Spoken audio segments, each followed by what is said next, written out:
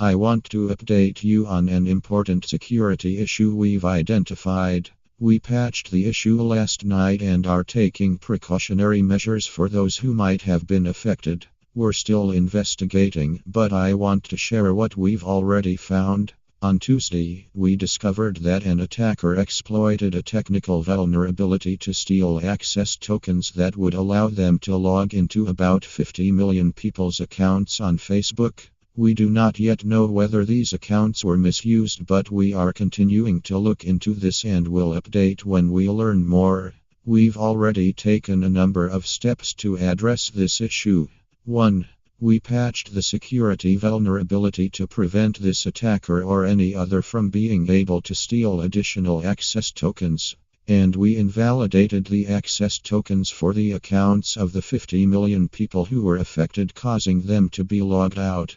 These people will have to log back in to access their accounts again.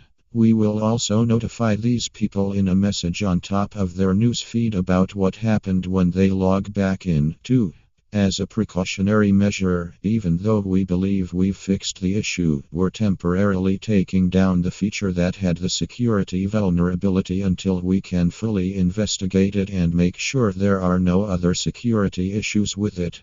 The feature is called View As, and it's a privacy tool to let you see how your own profile would look to other people. 3. As an additional precautionary measure, we're also logging out everyone who used the View As feature since the vulnerability was introduced. This will require another 40 million people or more to log back into their accounts. We do not currently have any evidence that suggests these accounts have been compromised, but we're taking this step as a precautionary measure.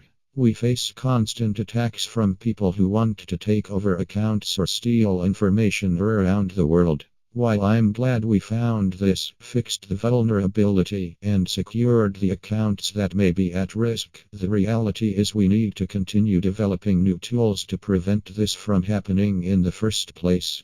If you've forgotten your password or are having trouble logging in, you can access your account through the Help Center. There's more detail in Guy's post below, and we'll update you as our investigation continues.